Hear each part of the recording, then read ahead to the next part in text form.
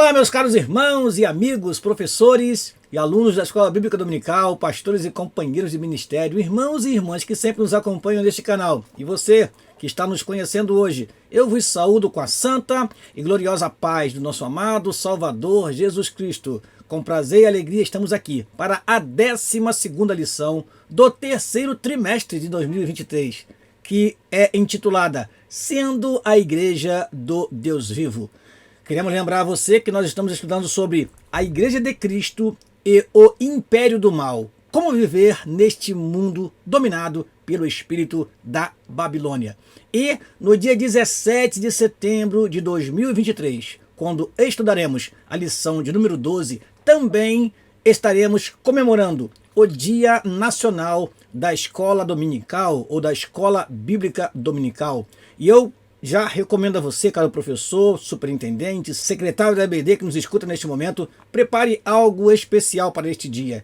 Dia Nacional da Escola Dominical é um dia de lembrar sobre a história da Escola Dominical, é um dia de lembrar da importância da Escola Dominical, é um dia de refletir sobre a influência da Escola Dominical na vida das crianças, dos adolescentes, dos jovens. É dia de refletir sobre a importância da Escola Dominical para a igreja como um todo. Todos, do pastor até a mais tenra criança, todos devem comparecer à Escola Bíblica Dominical com assiduidade e assim aprender a palavra do Senhor. Então, lembra você, a nossa revista faz esse lembrete e eu quero lembrar você também no início desta aula que você deve fazer alusão a este dia, o Dia Nacional da Escola Bíblica Dominical. Então, dito isto, nós queremos em primeiro lugar, agradecer a todos vocês que estão conosco aqui mais uma vez, aqueles que têm compartilhado nossos vídeos.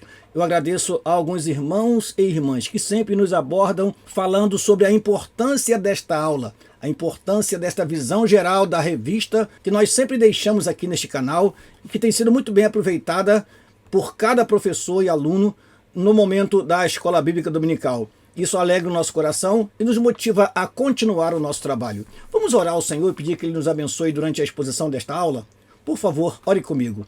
Pai, no nome de Jesus te agradecemos a oportunidade que temos de mais uma vez, através deste canal, transmitir a teus filhos o conteúdo de mais uma lição da Escola Bíblica Dominical. Que o teu Espírito nos direcione em tudo aquilo que iremos falar. E assim, Senhor, teus servos possam aproveitar bem este conteúdo. Assim oramos e te agradecemos no nome de Jesus. Amém e amém. Meus amados, vamos então começar a nossa aula pelo nosso texto áureo.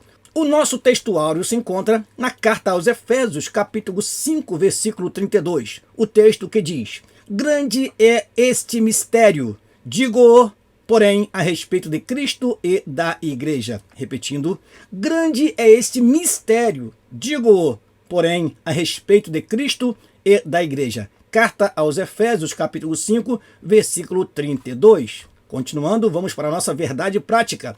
A noiva de Cristo não pode ser mundana, pois ela é a guardiã da verdade revelada, e suas vestes devem se manter imaculadas para as bodas do Cordeiro. Repetindo, a noiva de Cristo não pode ser mundana, pois ela é a guardiã da verdade revelada, e suas vestes devem se manter imaculadas para as bodas do Cordeiro. Prosseguindo então, vamos para a leitura bíblica em classe, que se encontra em dois textos sagrados. O primeiro está na primeira carta que Paulo escreveu a Timóteo, no capítulo 3, versículo 14 a 16. E o segundo texto, carta que Paulo escreveu aos Efésios, capítulo 5, versículo 25, 26 e 27 e versículo 32. Vamos, pois, a essa leitura. Diz assim a palavra do Senhor. Escrevo-te estas coisas, esperando ir ver-te bem depressa. Mas se tardar, para que saibais como convém andar na casa de Deus, que é a igreja do Deus vivo, a coluna e firmeza da verdade. E, sem dúvida alguma, grande é o mistério da piedade. Aquele que se manifestou em carne, foi justificado em espírito, visto pelos anjos, pregado aos gentios, crido no mundo e recebido acima na glória. Vamos ao segundo texto. Vós, maridos, amai vossas mulheres, como também Cristo amou a igreja e a si mesmo se entregou por ela, para a santificar, purificando-a com a lavagem da água pela palavra, para a apresentar a si mesmo igreja gloriosa, sem mácula, nem ruga, nem coisa semelhante, mas santa e irrepreensível. Grande é este mistério, digo-o, porém, a respeito de Cristo e da igreja.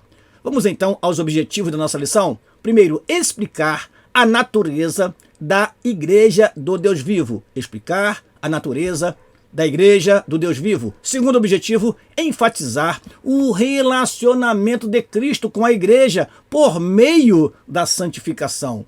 E por último, elencar as armas da igreja do Deus vivo. Vamos então à nossa lição, começando pela introdução. Os efeitos do mundanismo são percebidos quando a igreja deixa de ser pautada pelos valores da fé cristã. Eu já destaco a palavra mundanismo e a palavra mundanização, porque nós vamos falar sobre mundo daqui a pouquinho na próxima tela, trazendo um acréscimo para você, meu caro professor e aluno. Continuando, infelizmente, ela não está imune às influências nocivas da sociedade. A igreja, ela permanece neste mundo até o arrebatamento. Enquanto ela aqui estiver, ela pode se contaminar, pode se misturar com o mundo, mas é necessário que nós nos purifiquemos para nos apresentar diante de Deus de forma digna de entrar na cidade celestial pelas portas. Continuemos. Nesta oportunidade, vamos abordar a natureza da igreja, seu relacionamento com Cristo e as armas que impedem a mundanização da igreja local. A proposta é chamar atenção para o papel da igreja do Deus vivo, como coluna e firmeza da verdade. Eu destaco para os amados irmãos, alunos e professores, que nós vamos navegar entre os símbolos da igreja. A igreja é simbolizada na Bíblia como a noiva de Cristo. A igreja é simbolizada como lavoura de Deus, edifício de Deus, casa de Deus. A igreja é simbolizada como um corpo, o corpo de Cristo. E aqui nós temos um símbolo em destaque. Ela é coluna e firmeza da verdade. Até aqui estudamos lições que trataram sobre este espírito da Babilônia que está fazendo com que a verdade seja relativizada. Mas a igreja trabalha no absoluto, na verdade única e exclusiva, que é a palavra de Deus. Portanto, somos igreja do Senhor, coluna e firmeza da verdade. É isso que o nosso comentarista vai fazer questão de reforçar no último tópico da nossa lição. Antes de ir então para o primeiro tópico da lição, eu trouxe para você os 3 tipos de mundo na Bíblia. Ora, por que é importante dizer isso, pastor Daniel? Porque nós veremos versículos como João 3,16, que diz assim: Deus amou o mundo de tal maneira. E veremos 1 João capítulo 2, versículo 15, quando João recomenda: não ameis o mundo. Como entender isto? A forma de entender isto é entender que a palavra mundo, ela tem significados diferentes. Quando estudamos hermenêutica e exegese, nós precisamos saber como a palavra é utilizada no texto para poder dar a devida interpretação. Então, mundo pode significar universo, cosmos, como está em Hebreus capítulo 11, versículo 3. Pela fé, Deus criou os mundos. Os mundos foram criados por Deus, ou o universo, o cosmos. Também no Salmo 24, versículo 1 diz: do Senhor é a terra e a sua plenitude, o mundo e aqueles que nele habitam. Então, este mundo, cosmos, universo, é percebido nestes textos sagrados. Agora, João 3,16, que é considerado por muitos o texto áureo da Bíblia, diz assim: porque Deus amou o mundo de tal maneira. Ora, que mundo é este que Deus amou? A humanidade, os homens. Agora, quando João diz: não ameis o mundo, nem o que no mundo há, quem ama o mundo, o amor do Pai não está nele, estamos falando de um sistema ético-moral. E aí vem a palavra secular, secularismo. Por isso, precisamos reforçar nesta lição o seguinte: a igreja deve ser atual, mas não secular. Ou seja, a igreja deve aproveitar todos os recursos da atualidade, da tecnologia que lhe estão disponíveis. Entretanto, a igreja não pode se misturar com o mundo e aceitar tudo aquilo que vem como informação, como ideias, como ideologias, como nós temos aprendido neste trimestre sobre os ensinos que estão sendo defendidos na atualidade, ensinos progressistas. A igreja não pode concordar com o ensino progressista. A igreja não pode concordar com a ideologia de gênero. Ou seja, esse sistema ético-moral que está dominando o mundo, isto só contamina a igreja e traz o pecado para dentro dela. Então, nós precisamos entender que nós não podemos amar este mundo, este sistema ético-moral dominado pelas ideias do homem e até mesmo influenciado pelas ideias de Satanás. Por isso, a igreja não pode ser mundana. A igreja não pode ser uma igreja secularizada. Não. A igreja deve ser uma instituição atualizada, moderna, trabalhando para que o evangelho se expanda ainda mais nesse tempo. É claro que devemos ter cuidado, mas devemos aproveitar as oportunidades que surgem. E eu estava lendo um livro, meus amados irmãos, intitulado Uma Igreja Apaixonante. Este livro fala de algo interessante. Ele fala que muitas vezes nós estamos usando recursos já ultrapassados. E é interessante que os autores fazem uma analogia muito maravilhosa para quem quiser refletir sobre isso. Ele fala sobre um terremoto, uma cidade após um terremoto. O que acontece com essa cidade? Essa cidade ela é completamente transtornada e transformada. Para poder voltar à sua atividade normal, ela precisa reconstruir, ela precisa desviar caminhos que antes eram feitos, ela precisa reorganizar o tráfego, ela precisa reorganizar as praças, os estabelecimentos. E isso vai exigir dos governos habilidade para saber o que? Aproveitar o máximo desta nova situação, desta nova configuração que esta cidade, que este terreno, que este país assumiu após esse terremoto.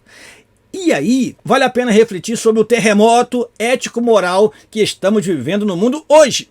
Como se posicionar, como se colocar neste mundo tão perverso e manter a santidade, a pureza, a integridade. É isso que nós estamos aprendendo neste trimestre, que fala sobre a Igreja de Cristo, o Império do Mal, como viver neste mundo dominado pelo espírito da Babilônia.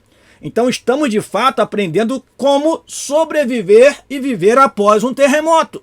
E não podemos ignorar que esse terremoto moral, ético, aconteceu, está acontecendo, mas precisamos então nos reposicionar e dizer: somos a igreja do Senhor, estamos de pé como coluna e firmeza da verdade para aquele que realmente quiser ter uma vida santa e irrepreensível, e a igreja está estabelecida na terra para isso. Continuemos.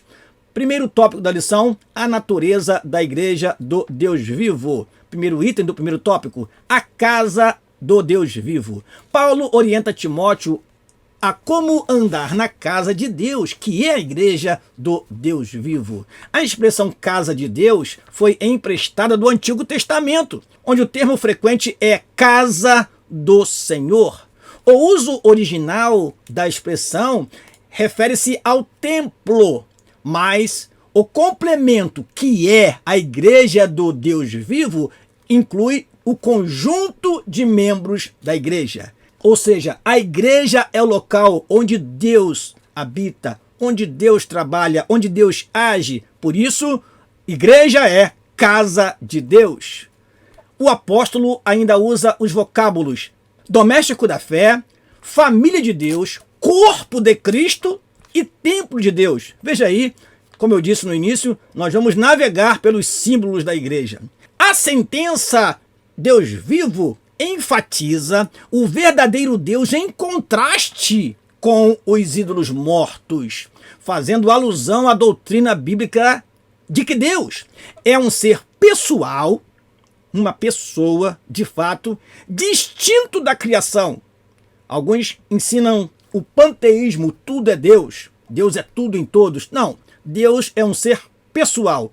Ele é o único Deus vivo, distinto da criação e que, ao mesmo tempo, se relaciona com a criatura, atuando na história humana. É claro que esta lição abre brecha para nós falarmos sobre os atributos de Deus, mas não vamos entrar por esse caminho, senão nós vamos muito longe, porque falaríamos dos atributos de Deus e destacaríamos os atributos relacionais. Deus é um Deus que ele é infinito, eterno, imenso, mas ele também é o Deus misericordioso, piedoso, o Deus que é amor, o Deus que se relaciona com o homem, se aproxima do homem, tanto que se fez homem e habitou entre nós. Continuando, a coluna e firmeza da verdade, segundo item do primeiro tópico, a Bíblia assegura que a igreja do Deus vivo é a coluna e firmeza da verdade. Nessa metáfora, a igreja é o fundamento que sustenta a verdade, ou seja, significa que foi instituída como guardiã da verdade por Deus revelada. Irmãos, ainda que não queiram crer, nós cremos na palavra de Deus. Fazemos parte da igreja de Deus, que é coluna e firmeza da verdade. Continuando, essa verdade é o Evangelho de Cristo, as boas novas de salvação e suas imutáveis doutrinas. Verdades imutáveis da palavra de Deus. Passa-se o tempo, passam-se os anos, mas a palavra de Deus permanece para sempre. Continuando, portanto, é responsabilidade da igreja propagar, testemunhar e defender a verdade do Evangelho. Desse modo, no zelo pela verdade, os líderes da igreja devem ser irrepreensíveis e capazes de repudiar os falsos mestres e suas heresias. Não cabe na igreja que é a coluna da verdade, meus amados irmãos, pessoas mentirosas, líderes falsos, líderes envolvidos em falcatrua. Não há como misturar a verdade de Deus com a mentira dos homens, de forma alguma. Nós, como líderes, como pastores, temos que prezar pela verdade, temos que prezar por um comportamento digno. Para quê? Para que possamos, então, ser capazes de repudiar os falsos mestres e as heresias. Se a verdade do Evangelho for corrompida, então a igreja deixa de ser o sal da terra e a luz do mundo. Isso tem acontecido muito em nosso Brasil. Muitas igrejas envolvidas com coisas erradas, muitas igrejas envolvidas com falcatruas, muitos líderes respondendo processo por imoralidade, por coisas que nem convém comentar aqui neste momento, mas a realidade é, muitos têm se corrompido.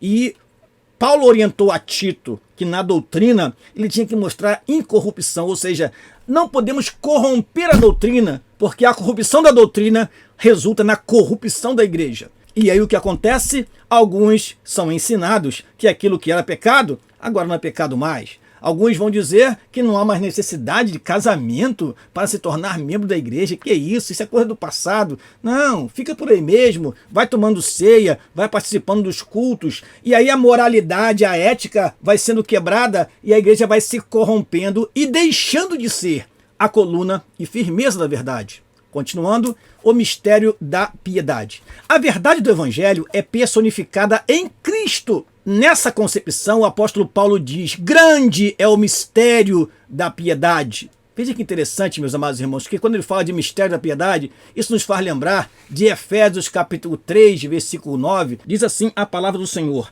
e demonstrar a todos qual seja a dispensação do mistério, que desde os séculos esteve oculto em Deus, que tudo criou. Então a igreja, na verdade, ela é um grande mistério. Um grande mistério. E esse mistério se expressa através de quem? Da pessoa do Senhor Jesus Cristo, porque nós pregamos o Evangelho do Senhor Jesus Cristo. Então esse mistério que é a igreja vai se revelar no presente século, mostrando que a diferença, dando o testemunho dessa verdade que nós estamos falando. Continuando, Devemos aqui ter atenção para as palavras mistério e piedade. A primeira sinaliza que a verdade do Evangelho foi revelada aos santos. Olha o que lemos em Efésios capítulo 3, versículo 9. E a segunda retrata a base do cristianismo, que é a fé cristã. Então, mistério da piedade. Algo que era segredo, reservado para nós. Então esta verdade foi revelada aos santos, o mistério que estava oculto, como temos em Efésios capítulo 3, versículo 9. Entretanto, esse mistério que estava oculto, ele se manifesta na vida dos cristãos. Viver o cristianismo, viver a fé cristã, é expressar ao mundo esse mistério revelado, é dizer, olha, há salvação para você, há solução para você, Jesus é o caminho, a verdade e a vida, e você deve segui-lo. Continuando. Na sequência, o apóstolo sintetiza tudo isso com a expressão o mistério da piedade, o evangelho revelado.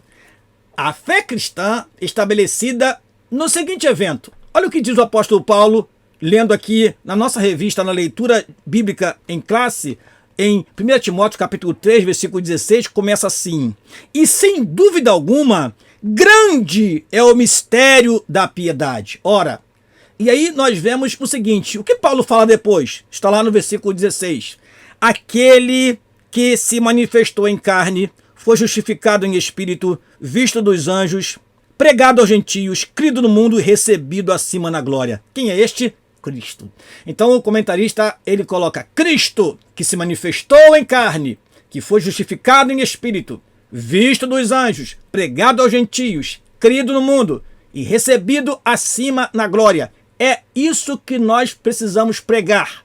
A igreja, que é coluna e firmeza da verdade, prega a verdade, que é Cristo, porque ele mesmo disse, eu sou o caminho, a verdade e a vida. Assim, a igreja é a fiel portadora dessa verdade, porque ela tem Cristo, o único que disse, eu sou a verdade. Segundo tópico da lição, Cristo e o relacionamento com a igreja. Vamos lá? Santificação e pureza. Paulo ensina que Cristo morreu pela igreja, para que a santificasse, tendo-a purificado por meio da lavagem da água pela palavra. Eu deixo para você mais 2 versículos que você pode ler durante a sua aula, caro professor da Escola Bíblica Dominical. 1 Pedro, capítulo 1, versículo 23 e Tiago, capítulo 1, versículo 18. Vamos ler para você esses 2 versículos. Abra a sua Bíblia aí, se você está acompanhando a aula com a sua Bíblia na mão, porque isso é o que nós sempre recomendamos. Abra a sua Bíblia em 1ª carta de Pedro, no capítulo 1, versículo 23, o texto que diz: sendo de novo gerados, não da semente corruptível, mas da incorruptível, pela palavra de Deus, viva e que permanece para sempre. E carta universal de Tiago, no capítulo de número 1, versículo de número 18, diz assim a palavra do Senhor. Desfolhe a sua Bíblia comigo e leia comigo, por favor. Tiago, capítulo 1, versículo 18 diz: segundo a sua vontade, ele nos gerou pela palavra da verdade, para que fôssemos como primícias das suas criaturas. Esses 2 versículos ajudam muito a entender esta purificação pela palavra, santificação pela palavra, gerados de novo pela palavra. O Senhor disse para Nicodemos: Nicodemos, necessário te é nascer de novo. Ele disse para Nicodemos: aquele que não nascer da água e do Espírito não pode ver o reino de Deus. E depois ele fala, não pode entrar no reino de Deus. Entendemos que quando o Senhor Jesus Cristo fala, aquele que não nascer da água, ele está falando pela palavra. Palavra e Espírito Santo são 2 meios de purificação, conforme a Bíblia. Continuando, o texto mostra que na regeneração, Cristo nos purifica do pecado e que no propósito do Calvário estava inclusa a nossa santificação. Regeneração e santificação. E eu acho importante falar mais sobre santificação, iremos apresentar uma tela sobre isso. A expressão a lavagem da água é usada de forma figurada, simboliza a palavra de Deus que opera uma limpeza espiritual. Nesse sentido, Cristo orou, santifica-os na verdade.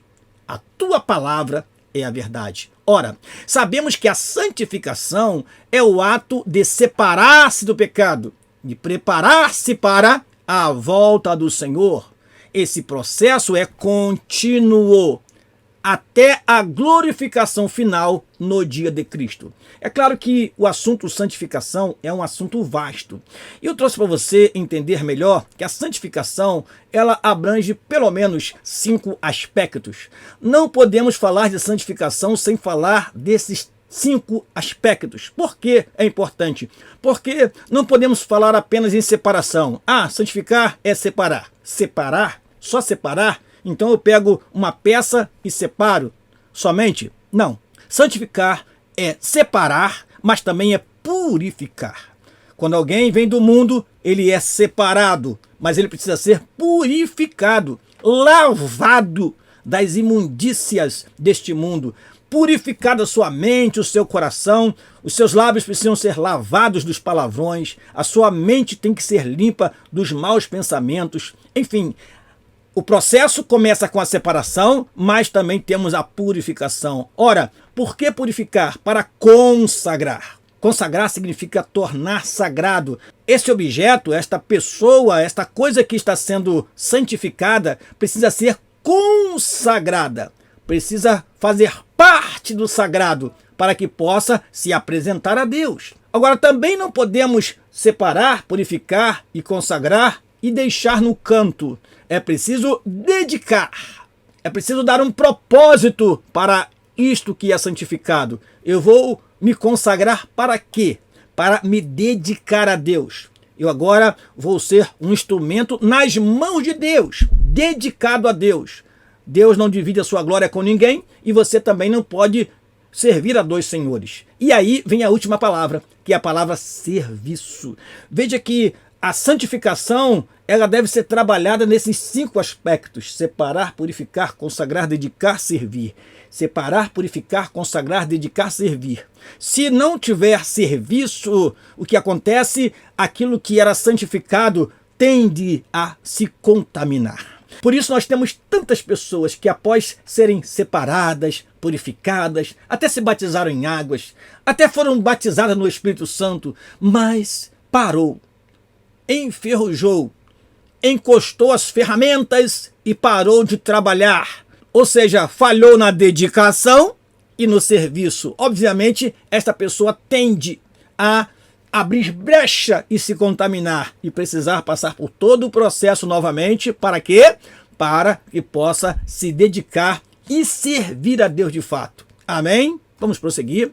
Gloriosa e irrepreensível, é isso que a igreja do Senhor deve ser. A santificação tem como alvo preparar uma igreja gloriosa, sem mácula, nem ruga, nem coisa semelhante, mas santa e irrepreensível. A Escritura compara a relação de Cristo com a igreja com a do marido com a esposa. Assim, a igreja é a noiva de Cristo que se prepara para a festa nupcial.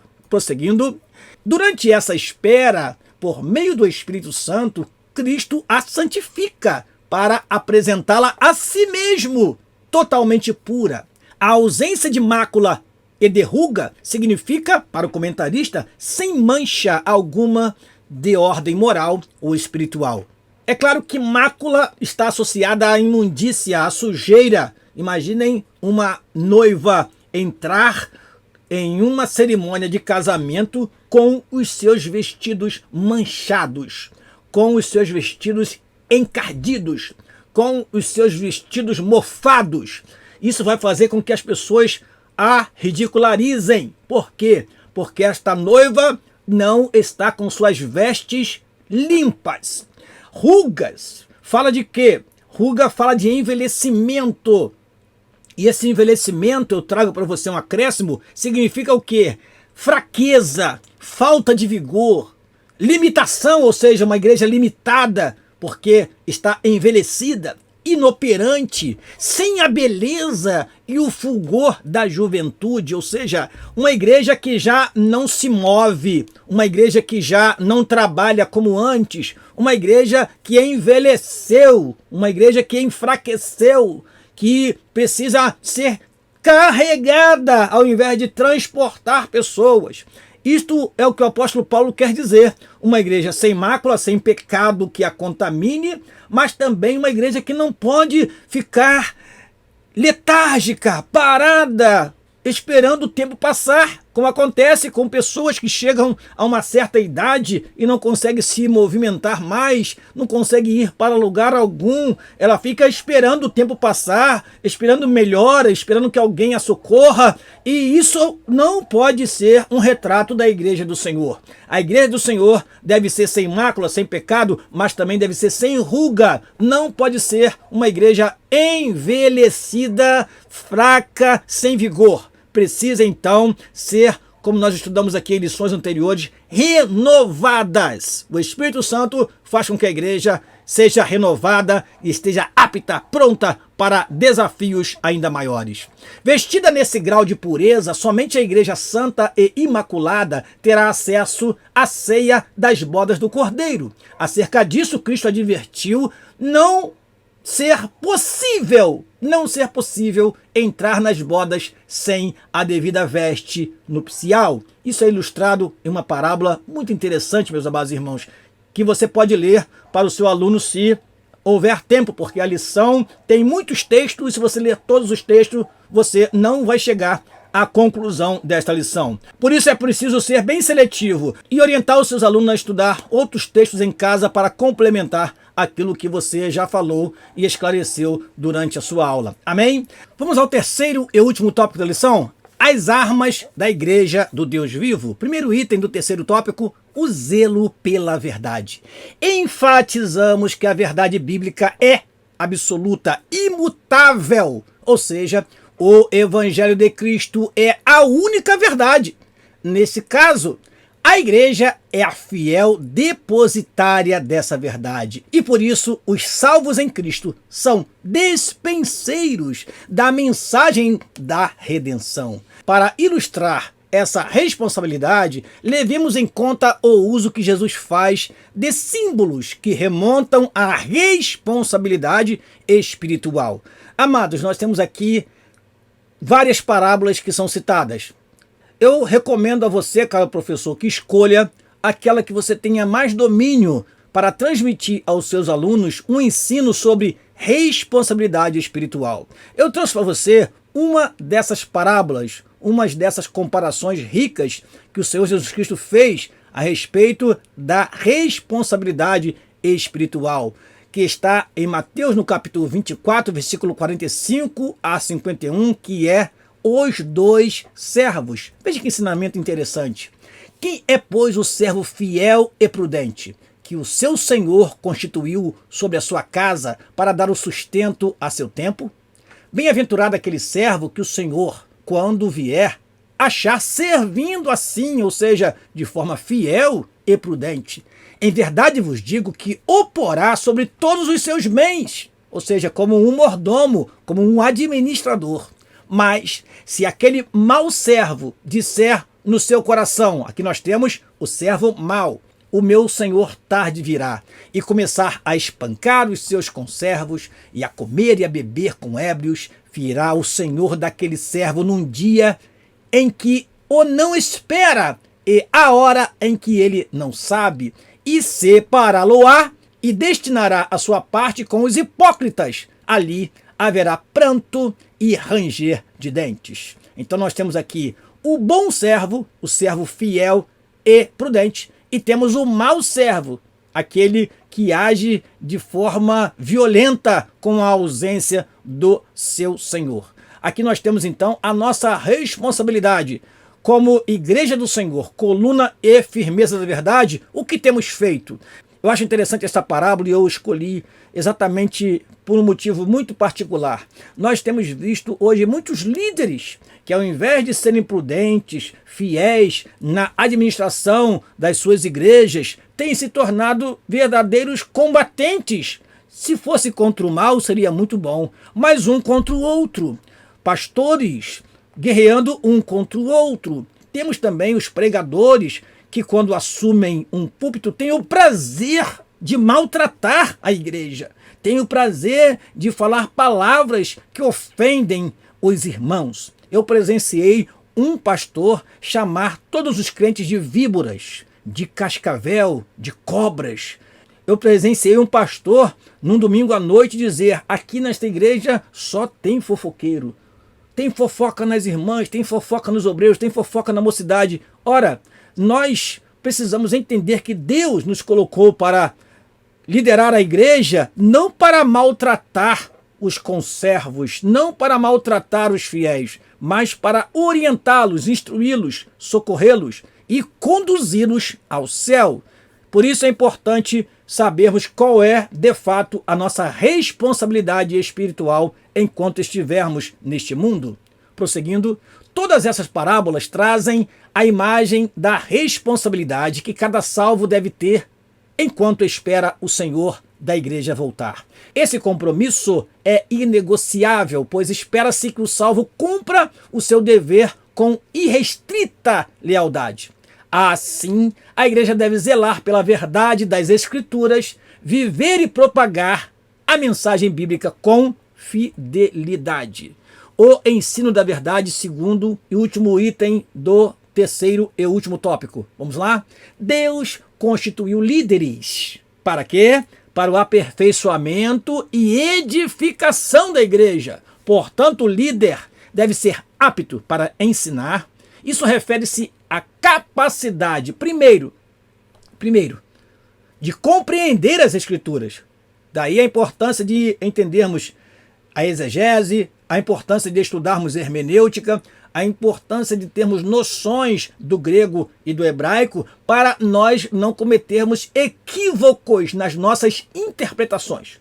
Então, primeiro, compreender as Escrituras. Segundo, defender a ortodoxia, ou seja, o ensino reto, ajustado, que não se contamina com as ideias mundanas. E, por último, refutar as heresias. Sentimos falta em nossos dias, até mesmo de lições da CPAD, que falem contra as heresias, contra os grupos religiosos que estão se espalhando pelo mundo, levando uma mensagem que conduz as pessoas ao inferno e não ao céu.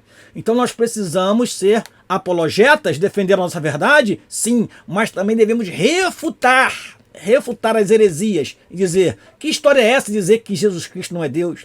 Que história é essa de dizer que o Espírito Santo é uma força? Que história é essa de dizer que Jesus não vai voltar mais? Que história é essa que os espíritos estão rodando por aí, perturbando as pessoas, quando a Bíblia diz que a pessoa após a morte segue juízo? Hebreus capítulo 9, versículo 27, e Eclesiastes 12, versículo 7 diz que o pó volta à terra e o espírito volta a Deus que o deu, ou seja, para o dia do juízo. Então, precisamos refutar as heresias com veemência, com firmeza e com embasamento bíblico.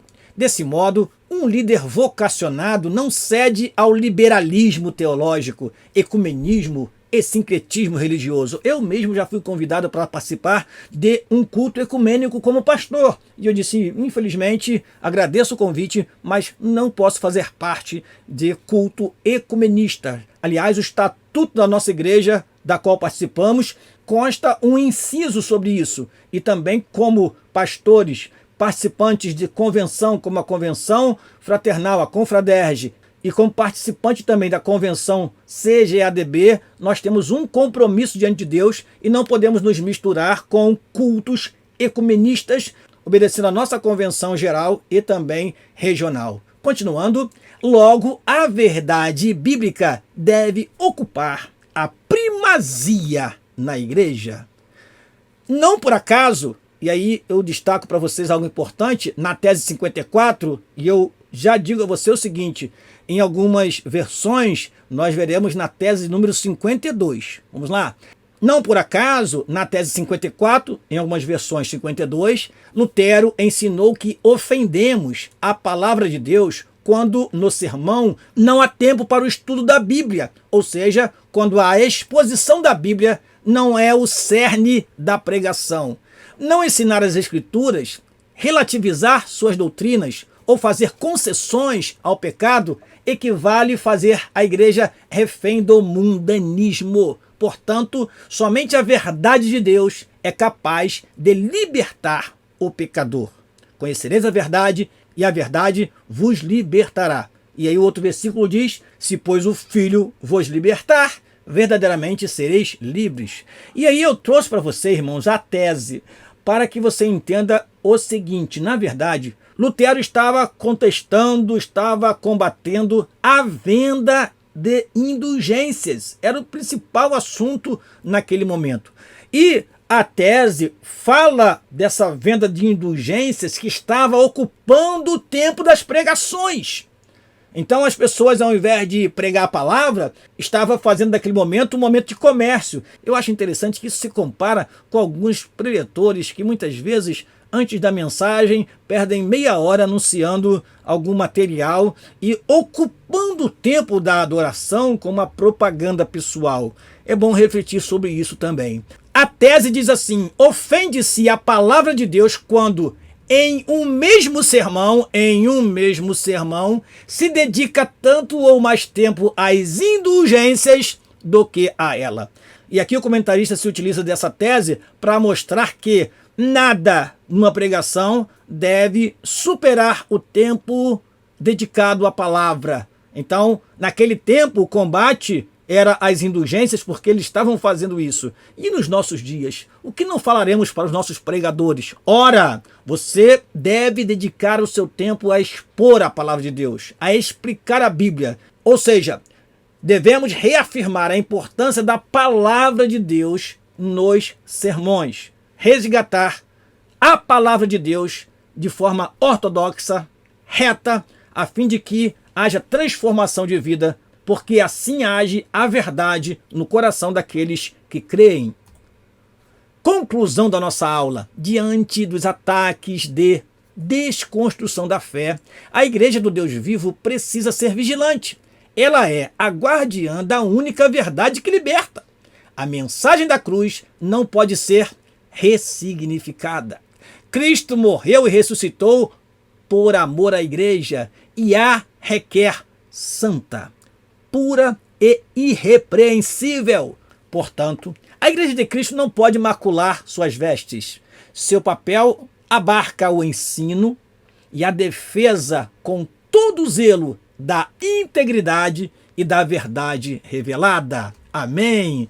Eu convido você para a última lição deste trimestre, a 13ª e última lição, que tratará sobre o mundo de Deus no mundo dos homens. Eu agradeço a todos vocês que até aqui assistiram a nossa aula e peço que compartilhe com outros irmãos e irmãs para que alcancemos mais pessoas com este ensino tão importante. Deus te abençoe e receba o nosso abraço. Aqui se despede o seu amigo pastor Daniel Rosa Dutra e até a próxima aula, em nome de Jesus. Amém e amém.